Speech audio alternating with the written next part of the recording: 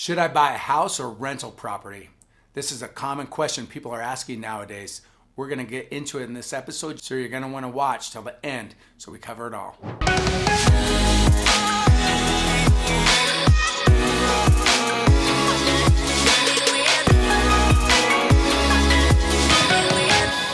So obviously, you hear a lot of people out there talking about buy a rental property first. So let's talk about rental properties. Obviously, buying a rental property and having that pay for your lifestyle and where you live is critical. It's important. You want that extra income to be able to come in and help. It's always nice, right? So with a rental property, you're going to be having to save, whether it's for a rental property or a traditional house, right? If it's owner occupied. So you have to save up for that. So the argument is that if you have to save up for it, you might as well, your first property or second or whatever, you might as well start buying rental properties and using that down payment, which I totally get. And I don't think you could go wrong with either way, but I personally, I'm gonna just share my experience and what I did and what I've done. And let's talk about buying your personal house. So typically on you buying your first house versus a rental property, the process is a little bit easier. One, you get to learn the process when you buy your own primary, which you might as well just go through that process so you learn it for yourself, right? Also, what I like to think about is some people aren't going to qualify for a house and a rental, so something to think about. So let's say I buy a house for myself. You're increasing your cash flow, right, by renting out rooms, decreasing what you have to put out, allowing you to save just as much, if not more. And let's just say, for example, it's a 3-bedroom and you rent out 2 of the rooms. Well, you could still rent out that 3rd room and go do that property or do that process again. You could also look at what if you bought a duplex, triplex, or 4-plex. You could do the same process, live in one and rent out the others. This is just something to think about. One of the things that I like best about first-time home buyers is typically in your area, there's a home buyer incentive, and they'll help you or even give you the down payment. And your down payment percentage on an owner-occupied versus non-owner occupied is much less. So let's just say you've reduced that to even 3%, and then you could go and there's, again, in your area, you could go and take a weekend course and they'll give you or lend you the 3 to 5% that you need as the down payment. So there's local government, city, state services that you could participate in where they'll lend or give you the down payment for your property. So they don't do that on rental properties. So I just think of ease of use to get into it. I also think about the appreciation that you get, and if you were to sell that over time and then work your way up or use that to deploy to go and buy additional rentals. Just in my experience, I found that pride of ownership and owning it. And in the very first house that I actually purchased was a house that I got some sweat equity in. It had a basement unfinished, and I went in and finished that basement off and increased the value of that property, moving up when I sold it. And then once I sold it, bumped up in the next type of house that I got. But again, you could hold that property, take out a HELOC, you could pull some equity from it and go buy another property and continue the process. Also, if I'm refinancing it and staying in it, it's owner occupied. Or when I buy it, it's owner occupied. And let's just say you've had it on a 30-year fixed.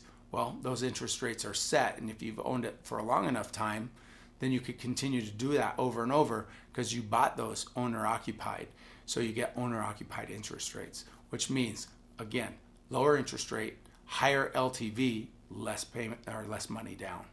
If you're watching this and you haven't invested, or maybe you are an investor, comment below on how you got started. Did you buy a rental property first, or did you buy your primary residence? And if you're looking at this video and if you're not an investor or you haven't purchased a property yet, what is it that you're most likely to do? So one way to kind of fast track it or move quicker through the process, it's all about creating the residual income or cash flow. So when doing so, you have to look at, are you going to be able to rent out additional rooms? Is there an additional property or maybe a garage that you could convert into a rental unit? That's possible on a lot of properties. It's very popular in some states. So that could be an Airbnb. It could be just another rental unit. Maybe instead of something like that, maybe you do buy a duplex or a triplex or the fourplex. This is just additional way for you to gain income. But what I found is typically people have purchased those and are trying to flip them. If you can't find a new one, what you may want to focus in on again is a ADU, which is maybe another unit that you could potentially turn into a rental on the property. So if you have your primary, you could maybe have another rental there and possibly rent out rooms. It's all the same process about maximizing your cash flow on that property and getting as much out of it. The key there is to create that spread or margin from what your mortgage base is to what your income is. And on all of these, let's say you bought a fourplex, for example, and you got 3 of them. If you're turning in a profit or close to at that point, then once you run out your final unit and go buy something else, then now that's your cash flowing asset right there. So I have a lot of first-time home buyers that do exactly what we're talking about right now, buying a house.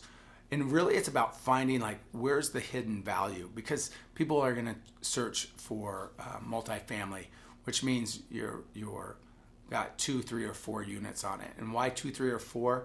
Because those qualify for traditional financing. It's easy for you to get funding for it.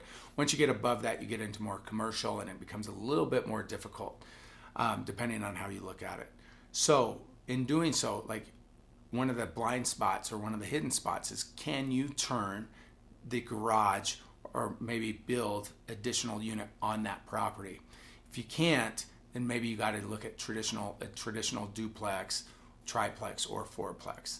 Whenever you have an opportunity to invest in something like this and you could underwrite it and it actually makes money, I would recommend going that route. I have friends that have had their multifamily duplexes, fourplexes since they've been in college. They've had it, so they've had them like up to 30 years now, and they hold on to them. So whether it's a duplex, a triplex, or fourplex, my point being here is they were purchased as a place where it's going to be owner occupied. It just so happens to have additional income from it. So something to think about. You can have the best of both worlds. If you're not sure where to get started and you want additional help, we are here to help you. Click on the link below. Schedule a one-on-one with myself or one of our team members. Let's get you going in the right direction. It's a free consultation with us. We're going to help you get going in the right direction. Take about 15, 20 minutes.